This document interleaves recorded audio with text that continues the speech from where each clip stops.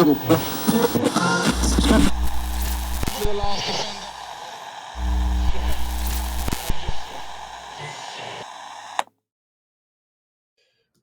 literature would you recommend to an email marketer to improve their storytelling skills?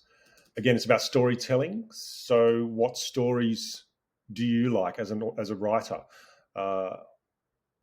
My mantra with this would be write like your heroes.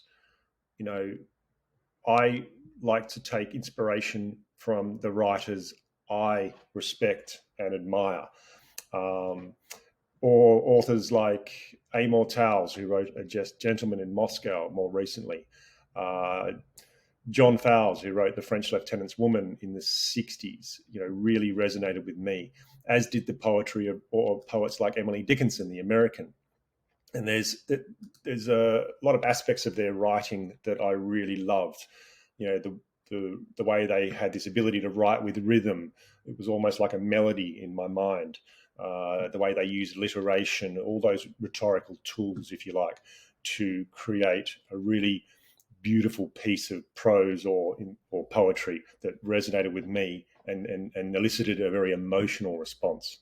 So in that regard, I would say, choose the literature that you like, because if it resonates with you and you enjoy it, you'll find it easier to mimic or replicate that style of writing, and you'll be more persuasive. It may mean you sort of have certain niches or contexts where your writing is better. So you may find that if your favorite writers are quite sort of almost poetic in their style, and you may find that doesn't translate well to a B2B audience. So be it. But it might help you more with a B2C consumer audience, where you're trying to get an emotional connection with your audience, as opposed to, say, sometimes a B2B audience, which is much more matter of fact and transactional.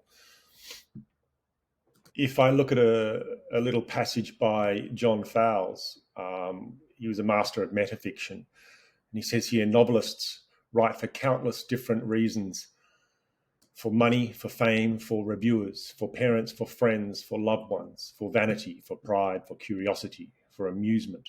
As skilled furniture makers enjoy making furniture, as drunkards like drinking, as judges like judging, as Sicilians like emptying a shotgun into an enemy's back. I mean, that's incredibly, the imagery he evokes, the passion he puts in, but it's basically, he creates lists. There's a lot of alliteration: for money, for fame, for reviewers. There's lots of repetition, and he creates this rhythm.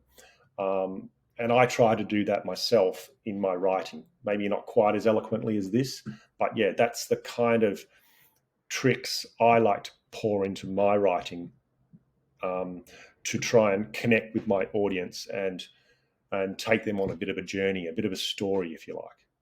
And if I take the example of Emily Dickinson, this is the final stanza of one of her poems. To pity those that know her not is helped by the regret that those who know her less the nearer her they get. That resonated with me when I was a young man, and I just love the use of alliteration again, the repetition. Those that know her not.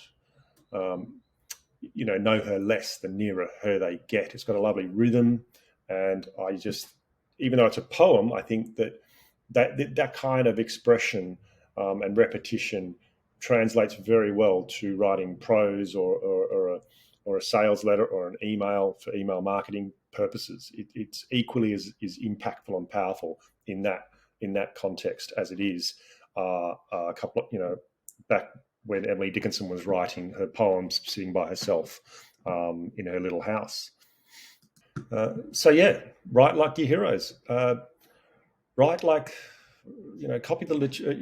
Be inspired by the literature that you find engaging and inspirational, and that will be contagious and be infectious as you bring it across to your own writing. That's my recommendation for what literature you would choose for your storytelling prowess specifically.